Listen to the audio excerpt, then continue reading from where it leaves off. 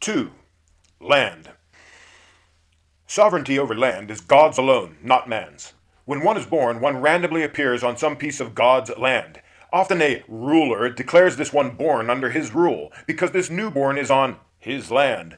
This assumption of the possibility of land ownership, not to mention the governing of others, is the initial fault of the entire psychosis. The rules which all mankind are to follow are the rules of God's land, not the rules that any man decides to place over those lands. The clear-thinking Native American Indians had a difficult time understanding this flawed logic of land ownership. Unfortunately, the psychosis is contagious. Without the consent of this newborn, this ruling group immediately places its limitations, laws, upon the infant. This is not hurtful if the society is enlightened and truly free. But today, nearly all of man's actions are far from such virtue. Thus, more often than not, the individual grows to adulthood under such limitations, and is often exploited by those claiming ownership of the land, in defiance to the Creator of all. Being raised in such a manner, one often never questions the lack of freedom to a section of land for one's own independence and survival. The individualist, however, has an alternative view of land ownership. The individualist instead looks to oneself as the custodian of one's land, fully responsible for its well-being, and aware that it is a natural right of every human being to have one tax-free acre to freely sustain oneself, the lack of which is forced servitude.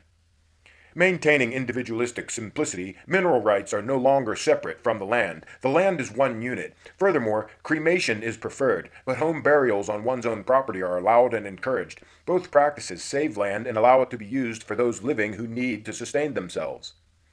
A. Cities. Concentrations of people create a myriad of unnatural filth, disease, and pollution. Few places in nature is the waste of any species concentrated in one spot, in a way nature cannot properly absorb, sanitation systems. Along with the species itself clustered together in an unchanging location. The Native Americans never had diseases because they never had concentrated cities. They were spread out. It is this concentration that generates a great deal of unnatural microbial life, creating an environment fit for their growth and increasing the possibility of new strains. The individualist will be even more spread out by having at least 1 acre per citizen. Sprawl will be of no concern to a self-sufficient society, which consequently works at home and uses fully electric vehicles as transportation. The individualists shall apply their minds to eco-cities if they retain the belief that cities are necessary. Cities will be designed for airflow, limited population per unit of space, use of sun, plenty of vegetation, even upon the structures, exterior walls and roofs, etc., building new cities and renovating old ones into healthier, harmonious, energy-efficient communities. B. Resource extraction. Some populous facilities, mines and quarries, etc., will focus upon extracting all needed materials for the populace's interest. As all populous facilities, they will be run on tax money and their size regulated by the annual vote of the people. A flat tax fee shall pay for the initial construction of the facility, its employees, as well as the operational and maintenance expenses. The price of the plant's product will be set by these annual expenses according to the amount of product created, divided equally among the amount of taxpayers. This unit amount is simultaneously the price of the product and the amount of the flat fee tax. For example, the 100 people of a locality are each required to contribute 25 cents to a copper plant to cover its cost. The copper plant produces 50 pounds of copper annually, thus every half pound is 25 cents. Each individual is thus eligible for this half pound of copper for free. If it was not wanted, they may sell it back to the plant, who then sends it to the resource reserve and issues that individual an energy certificate for the 25 cents. This individual gets his tax money back if he does not use copper. However, another individual might need 2 pounds. His first half pound is free, yet he pays 75 cents for the other 1.5 pounds. Thus, this man using the facility pays tax on it. If no one uses the facility, an abundance takes place and the plant is shut down until needed. Abundance and shortage is monitored by the resource reserve of the HVR. Any single individual who purchases more than 40% of the plant's product must pay a 15% gratuity on every unit thereafter. Therefore, the plant profits if 1 or 2 individuals are buying most of the copper. Accordingly, the people profit as this amount is divided amongst them, and the 1 or 2 buyers of the most of the copper undoubtedly profit also. Thus, this system helps private businesses and individuals by creating low material costs, which creates yet another small profit for the people, due to the low prices on the products manufactured by those individuals who bought most of the copper. This does not imply any laws against private resource extraction. However, large plots of land are subject to excess land tax and other applicable taxes, while the populous facilities are not. Private facilities will obviously have to be more innovative to compete with the low prices of the populous facilities. This is simply to ensure that a publicly controlled aspect of each market is open to all individuals' input. Ideally, this makes for the most efficient company in the business, while keeping the public actively involved with their society, from its foundation to its pinnacle, as opposed to encouraging the least possible involvement of the people, such as in the present world. 1. Oil. The total U.S. petroleum consumption in 2006 was about 318 billion gallons. Any feasible alternative to this oil addiction is rapidly thwarted by the oil and automotive industry and their many allies. Much like the recall and destruction of all fully electric vehicles after the California Air Resources Board withdrew its quota for zero-emission vehicles. One of these destroyed vehicles was GM's EV1, which had a range of 160 miles and a top speed of 80 miles per hour, with a sticker price of $40,000. Very reasonable, but hardly any of the public knows about it to this day. The Individualists strongly advise that all fossil oil be phased out in 10 years. All of the people must be actively educated as to its waste, its wise alternatives, and demand that the alternatives be developed so as to be able to abandon this product. The people must demand cooperation from the corrupted government to make much more efficient strides towards a phase-out and implementation of fully electric vehicles.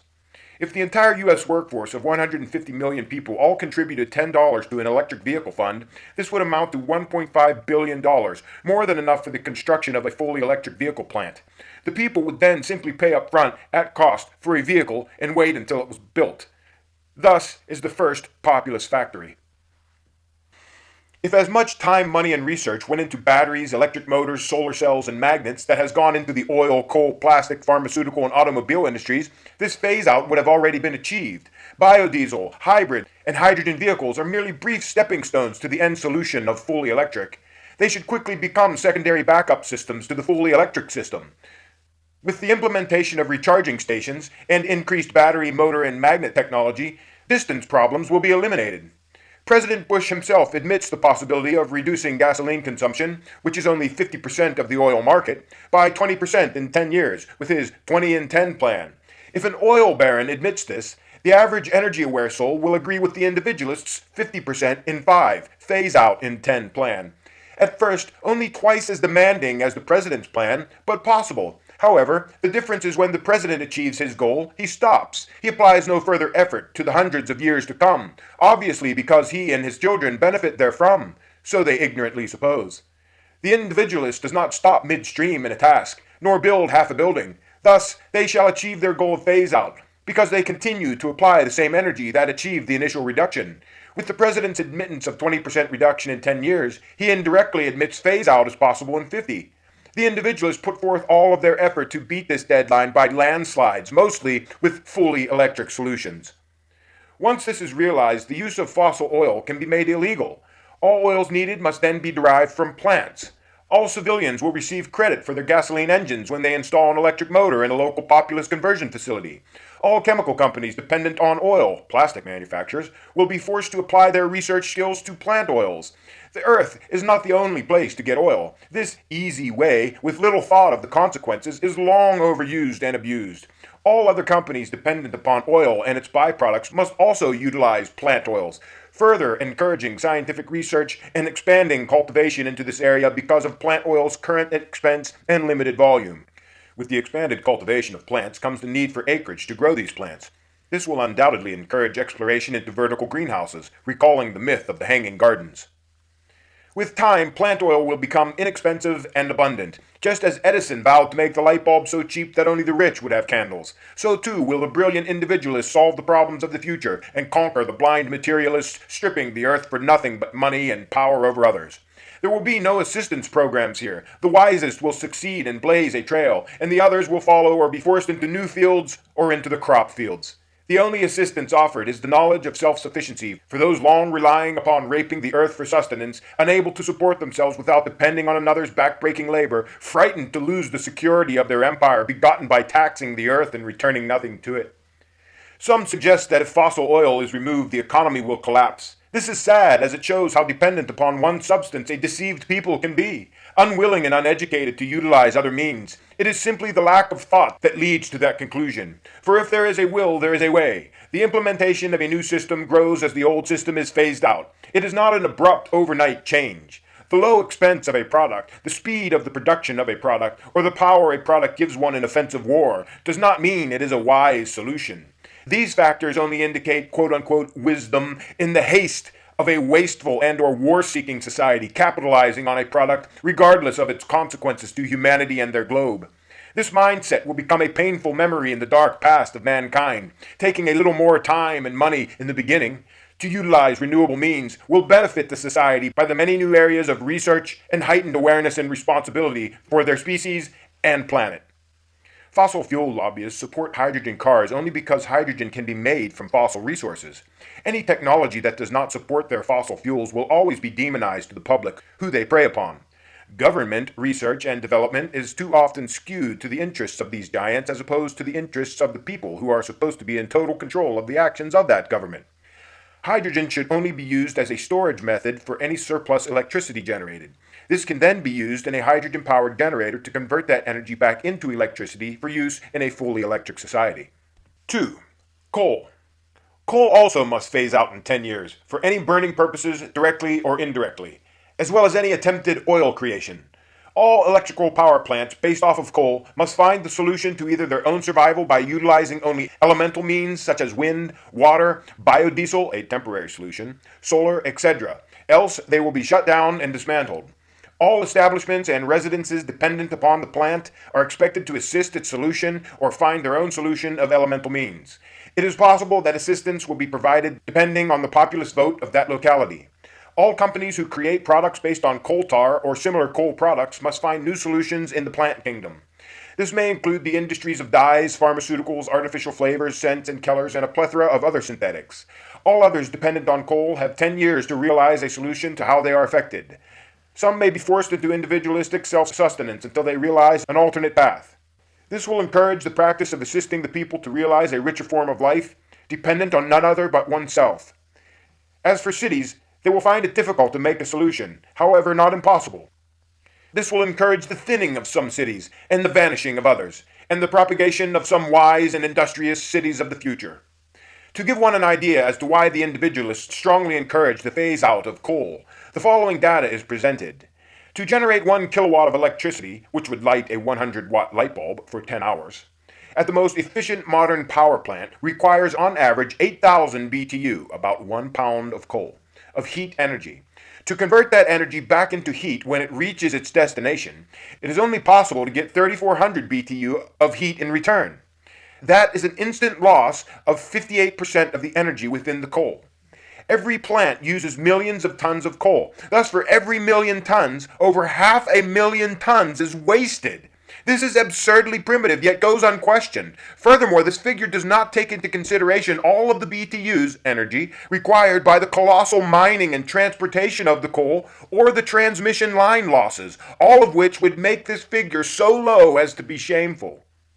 A quarter of the U.S.'s total energy and over half its total electricity is generated by coal. Coal-burning power plants are the largest source of air pollution. They are immune to clean air regulation, which target new plants, due to grandfather loopholes, and there have only been a few new plants erected since. They are active in the corrupt practice of emissions trading, including the compromised carbon market, which is a money-making scheme on pollution itself, wherein polluters buy credits, which are basically the right to pollute, from a less polluting company, at times at the expense of the taxpayer. In this way, the buyer is thus fined for polluting, and the seller rewarded for not polluting. However, while this is a nice way for brokers and a select few to make money off of the trillion-dollar market, money which could be used for Populus-owned, non-polluting wind, water, and solar farms, little has been done to the amount of pollution being emitted. Money is not a part of the equation. One cannot buy emissions out of the sky. Incentives only lead to collusion and delay. It must simply be made law to not pollute, and the people must be willing to generate their own power or create populous facilities so that prices of the new system remain affordable with the removal of private profit and usury, such as inexpensive wind turbines and solar cells. The people, who are the government, should not support or utilize coal and initiate its overdue dismantlement. The individualists aim at the eventual dismantlement and recycling of the entire grid. All of the telephone poles used as paper and wood products, and the miles of wires to be used in the industry for new, efficient generators.